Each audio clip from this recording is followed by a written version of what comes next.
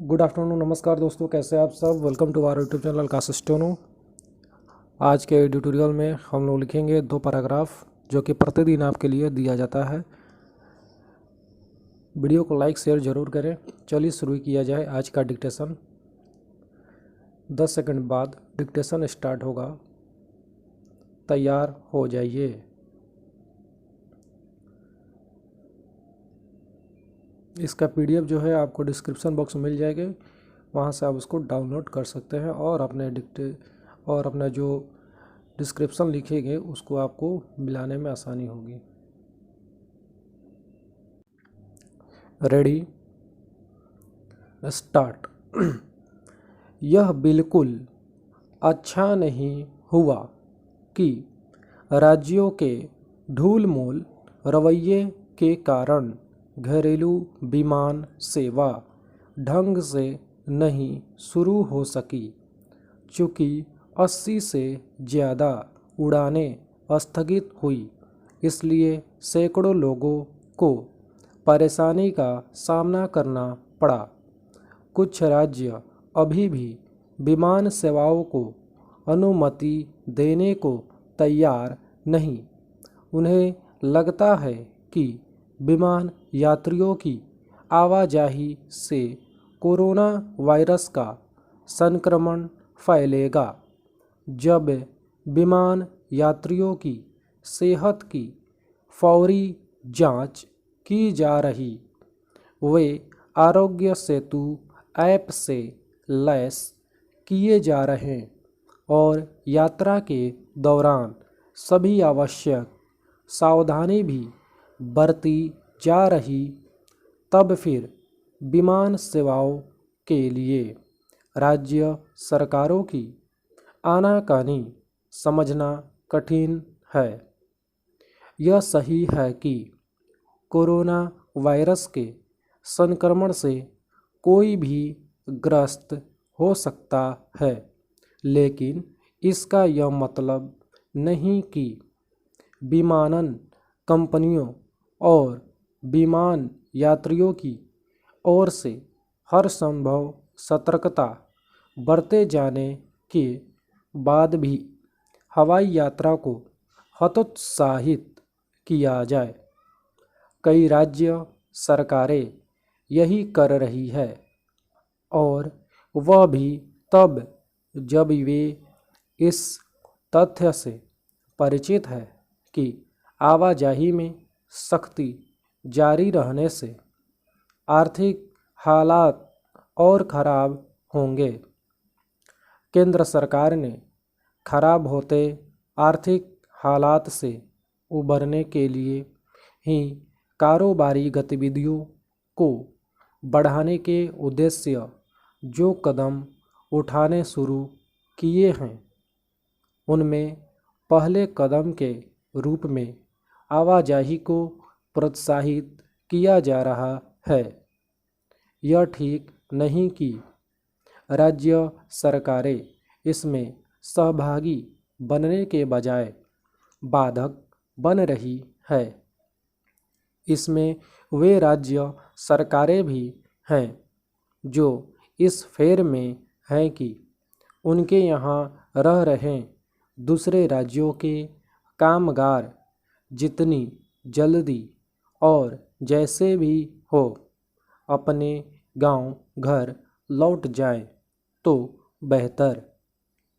इन राज्यों का प्रशासन इसकी तो बहुत चिंता कर रहा है कि विमान और रेल यात्रियों के जरिए कोरोना का संक्रमण न फैलने पाए, लेकिन इसकी तनिक भी परवाह नहीं कर रहा कि घर जाने को तत्पर कामगार सुरक्षित तरीके से लौटे। यही कारण है कि श्रमिक स्पेशल ट्रेनों में उनकी रवानगी के समय शारीरिक दूरी के पालन की कहीं कोई फिक्र नहीं की जा रही है। एक तथ्य यह भी है कि जो राज्य विमान और रेल सेवाओं की बहाली को लेकर अनिच्छा दिखा रहे हैं। वहीं अपने यहाँ के प्रमुख शहरों और बाज़ारों में शारीरिक दूरी के नियम के पालन को लेकर गंभीर नहीं। यदि राज्य सरकारें कोरोना संक्रमण के प्रसार को रोकने को लेकर वास्तव में गंभीर है तो वे उन पर ध्यान केंद्रित करें जो शारीरिक दूरी के पालन को लेकर बेपरवाह हैं, न कि उन पर जो सतर्कता बरतने को तैयार हैं, जैसे कि विमान और रेल यात्री।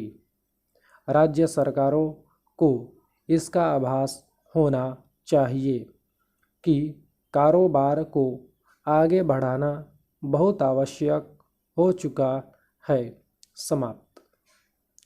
चलिए, ये पहला पैराग्राफ जो कि समाप्त हो गया। अब दूसरा स्टार्ट होगा कुछ ही सेकंड के बाद। आप लोग रेडी रहिए।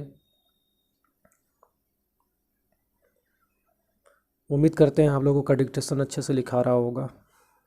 अगर कोई क्यूरी हो तो कमेंट में करके ज़रूर बताएं, उसको अवश्य पूरा किया जाएगा, कमी को दूर किया जाएगा। चलिए रेडी।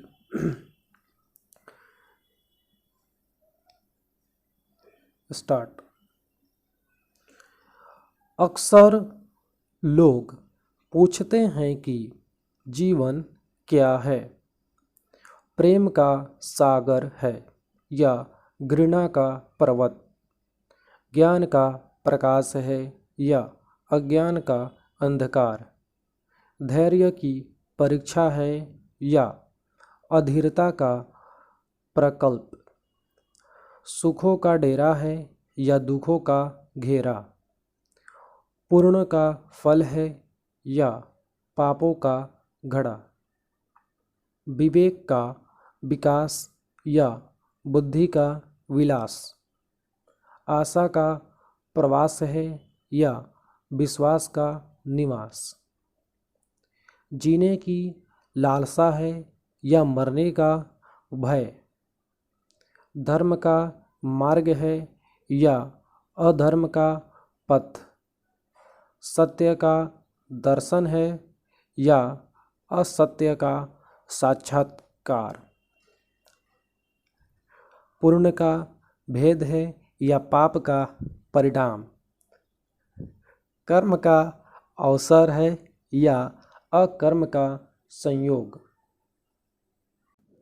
सद्गुणों का क्षेत्र है या अवगुणों का खेत, वीरता की गाथा है या कायरता की कहानी, सत्संग का योग है या कुसंग का रोग, मोक्ष का मर्म है या बंधन का प्रयोग, लोग सदैव या भ्रम पालते हैं कि जीवन सब कुछ पाने के लिए है और यह कुछ भी खोने के लिए नहीं है। वस्तुतः जीवन अच्छाइयों को पाने और बुराइयों को त्यागने का पुरुषार्थ है। दरअसल जीवन जीव की यात्रा है जो आरंभ में होते ही अंत की ओर बढ़ने लगती है। यह समय की ही एक रूप है। समय को काल रूप जानना चाहिए, इसलिए समय को जीवन का तत्व कहा गया है। अर्थात जीवन समय के फलों में विभक्त है। इन फलों को सहेजना, इनका सदुपयोग करना ही मानव का परम कर्तव्य है। जीवन को समेटने की नहीं, बिखेरने की आवश्यकता है। स्वयं को काल के अधीन समझकर अपना कर्तव्य पूर्ण करने वाला मानव इस लोक और परलोक में सद्गति को प्राप्त होता है। यही सद्गति जीवन का उद्देश्य है। आत्मा का अनुसरण करना ही मानव का परम लक्ष्य है। जीवन स्वतंत्र है, सुंदर है, प्राकृतिक है, कल्याणकारी है। यह अंतरात्मा की ओर जाने का प्रयास है। यह रोने का बहाना नहीं, धीरज का सामना है। जीवन बार बार जीने का माध्यम है। यह मृत्यु का कार्यक्रम नहीं, अनवरत यात्रा है। जीने का उत्सव, सांसों का उल्लास है।